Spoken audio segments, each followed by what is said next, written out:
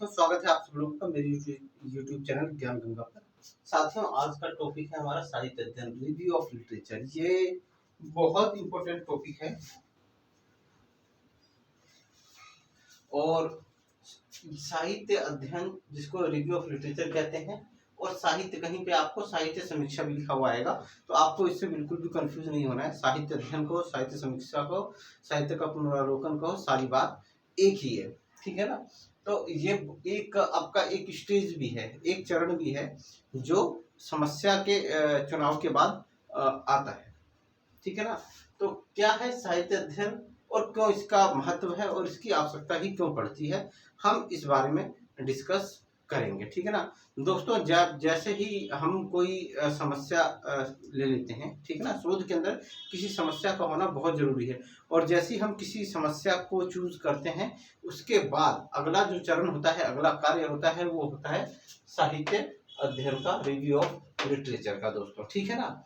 अब दोस्तों, review of literature है क्या? तो दोस्तों, ये रिव्यू ऑफ लिटरेचर जो है, जो आपकी समस्या है उससे संबंधित जो पूर्व में कार्य हुए हैं, पहले जो कार्य हुए हैं, उनका अध्ययन करना, उनकी समीक्षा करना, उनको पढ़ना, ठीक है, उनका निष्कर्ष निकालना, यही रिव्यू ऑफ लिटरेचर है, यही साहित्य का अध्ययन है दोस्तों, ठीक है ना।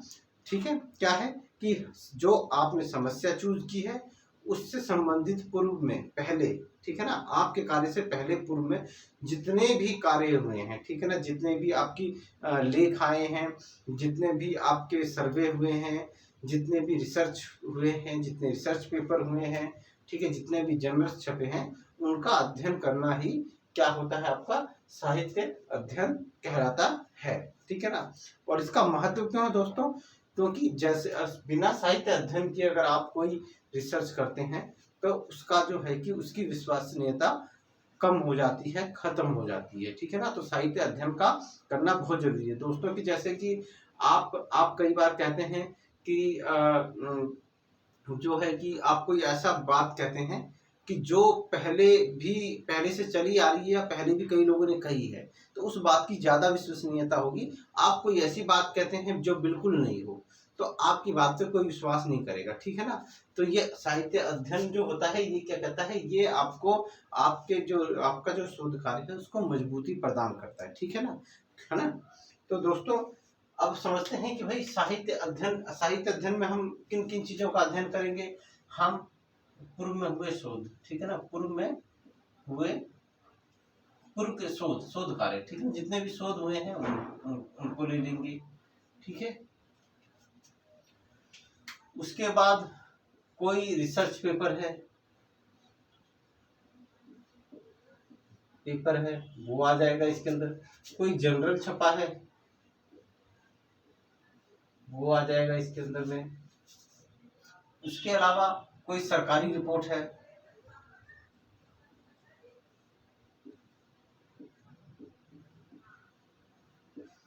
सरकारी रिपोर्ट के अलावा कोई रिसर्च आपका सर्वे हुआ है, ठीक है ना। उसके अलावा किताब्स वगैरह आ जाएंगी इसके अंदर।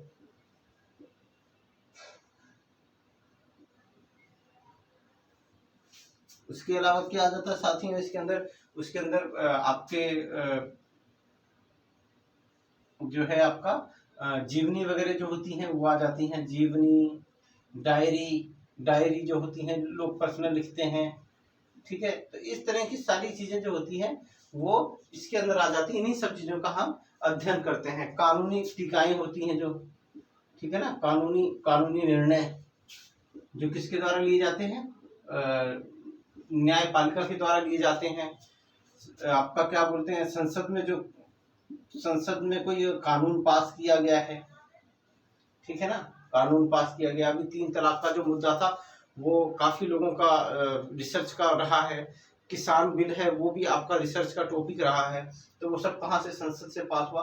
तो ये सारी चीजें जो होती हैं साथियों, ये जो होती हैं आपकी यहाँ, इनसे ही साहित्य का अध्ययन किया जाता है, ठीक है ना। तो यहाँ इनको पढ़ेंगे, ठीक है, साहित्य अध्ययन के अंदर अंदर यहाँ इनको हम पढ़ेंगे, ठीक है।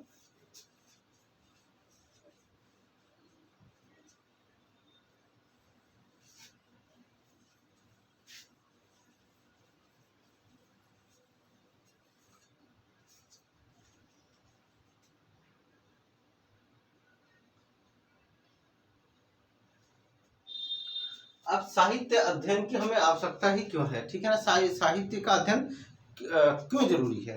तो साथियों, साहित्य का अध्ययन इसलिए जरूरी है क्योंकि ये हमारे कार्य को सरल कर देता है। क्या कर देता है दोस्तों? ये हमारे कार्य को सरल कर देता है, ठीक है, सरल कर देता है। क्यों सरल कर देता है? क्योंकि जैसे ही हम साहित्य अध्ययन करते हैं तो जो पूर्व में कार्य किया गया है, ठीक है ना, जैसे कि हमारा पास टॉपिक है, क्या बोलते हैं,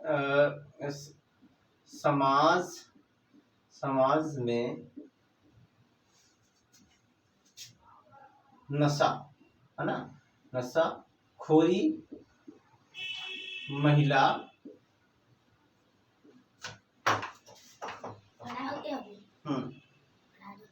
अभी थोड़ी देर में पढ़ाऊंगा, मैं भी कर रहा हूँ। नशाखोरी, महिला शोषण, महिला उत्पीड़न का कारण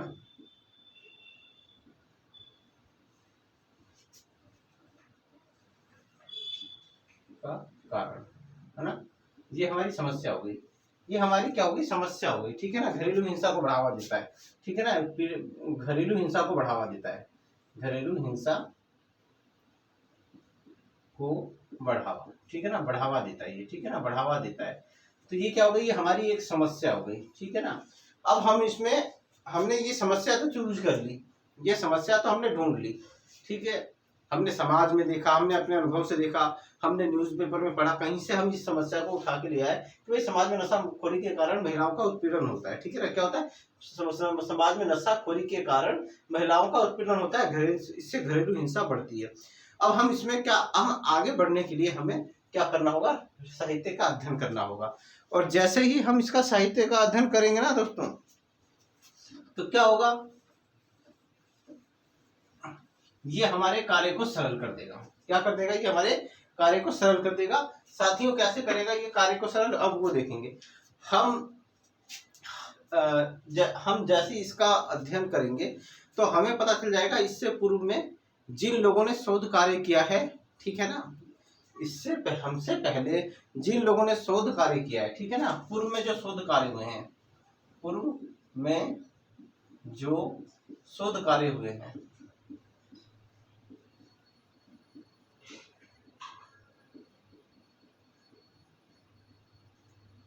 पूर्व में जो शोध कार्य हुए हैं उन्होंने किस तरह की परिकल्पना बनाई,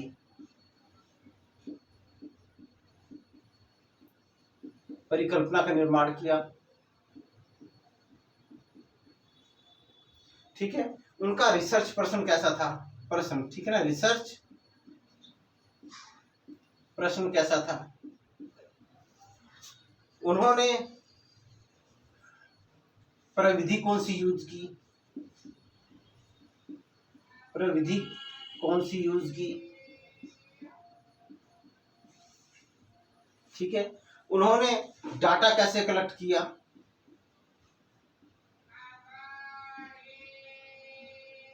ठीक है ना, उन्होंने डाटा कैसे कलेक्ट किया। तो ये सारी चीजें जो है हमको साहित्य अध्ययन से पता चलती है। एक चीज और हमें पता चलती है कि क्या कार्य हुआ, क्या कार्य हुआ है, क्या नहीं हुआ, क्या नहीं हुआ, ठीक है ना।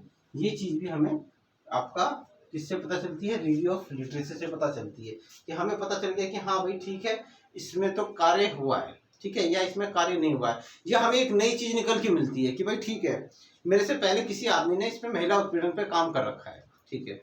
अब हो सकता है मुझे एक नई चीज मिल जाए कि भाई अमीरों की तुलना में गरीबों में, ठीक है ना, अमीरों की तुलना में गरीबों में, जो गरीब लोगों का समाज होता है, वहां पे नशा की वजह से महिलाओं का उत्पीड़न ज्यादा होता है, ठीक है ना। एक नई चीज मिल जाएगी, ठीक है ना। तो हमारी अंतर्दृष्टि जो होती है वो क्लियर हो जाती है, हमें समझ में आ जाता है कि हमें आगे करना क्या है, हमें हमारा रिसर्च परिकल्पना क्या हो सकती है, रिसर्च पर्सन किस प्रकार से होता है। भाई जिसने पूर्व में शोध कार्य किया है उसने भी तो कोई परिकल्पना बनाई होगी, ठीक है ना, कोई रिसर्च पर्सन भी बनाया होगा, कोई जो टूल्स वगैरह हैं कौन सा टूल्स यूज किया होगा, विधि कैसी होगी, उसके शोध का नेचर कैसा होगा, और क्या बोलते हैं उसने डाटा कलेक्ट कैसे किया होगा, ये सारी चीजें उसने भी तो की होगी ना। तो हमें ये क्लियरिटी आ जाती है कि अब हमें भी उसी तरह से आगे बढ़ना है, ठीक है ना। कोई अलग से देखो, रिसर्च के अंदर सारी चीजें होती हैं, वैज्ञानिक होती हैं, और कोई ऐसी अज्ञात चीज होती ही नहीं है कि जो पूर्व में किसी ने ना की हो, ठीक है ना। तो हमें क्या करना है कि हमें उन्हीं परिविधियों को लेके, उन्हीं मेथड्स को लेके आगे बढ़ना होता है। हम कुछ मेथड्स में नया नहीं कर सकते, हमारी रिसर्च नहीं हो सकती, लेकिन मेथड्स वही रहेंगे। मेथड्स बिल्कुल भी नए नहीं होते हैं, ठीक है। हो सकता है भविष्य में कोई इस पे रिसर्च करके कोई नया मेथड्स बना दे, लेकिन चूंकि अभी तक कोई नया नहीं है, तो हम जो विधियां चली आ रही हैं, हम उन विधियों का प्रयोग करके आगे बढ़ेंगे। तो क्या होता है, पूर्व में जो शोध कार्य हुए उनके बारे में पता चलता है। एक होता है आपका शोध अंतराल। क्या? शोध अंतराल अर्थात पूर्व में कोई कार्य ऐसा है जो नहीं हुआ है, जो छूट गया है ना, तो उसको कहते हैं शोध अंतराल। तो ये इन चीजों के बारे में हमें कहाँ से जानकारी मिलती है? इन सब चीजों के बारे में हमें साहित्य अध्ययन से जानकारी मिलती है, ठीक है ना।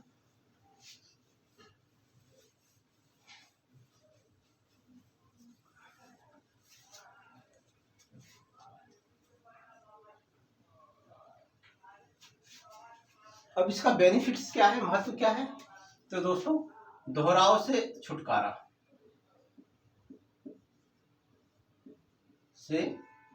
मिल जाता है।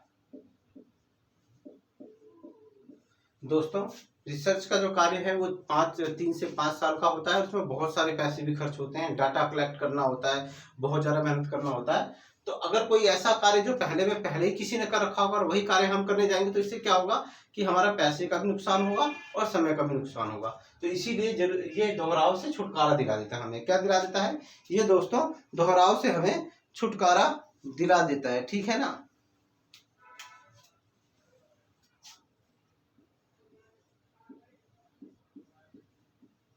शोध कार्य की रूपरेखा।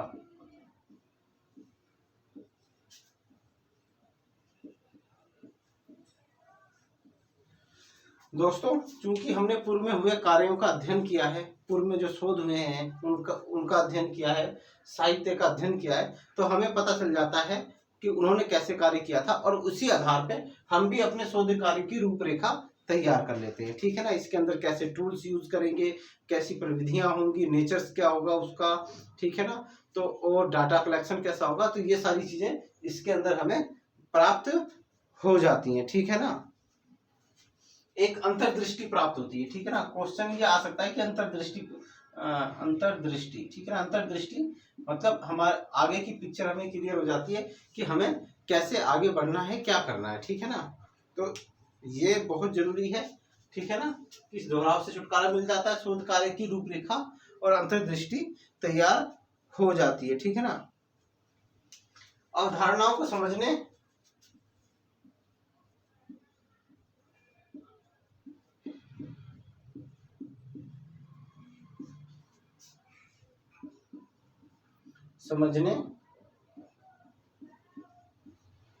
और क्या होता है आपका, अवधारणा को समझने और निर्माण में सहायता करता है, हमें सहायक होता है, ठीक है ना। ठीक है ना, निर्माण में ये सहायक होता है। तो साहित्य अध्ययन से क्या होता है, जो अवधारणाएं हैं, जो पूर्व में कार्य हुए हैं, उनमें जो अवधारणाएं बनी हैं, उन अवधारणाओं को समझने में और उनके निर्माण करने में हमें सहायता मिलती है।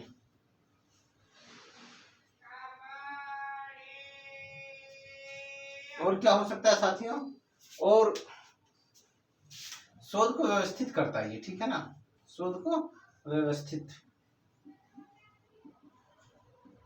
ठीक है ना, क्योंकि आपने पूर्व में हुए कार्यों को देख लिया है, तो आप अपने शोध को व्यवस्थित तरीके से कर सकते हैं। तो ये सारी चीजें हैं। एक चीज और है, विश्वसनीयता बढ़ती है इससे। क्या है दोस्तों, ये बहुत इंपॉर्टेंट है, विश्वसनीयता।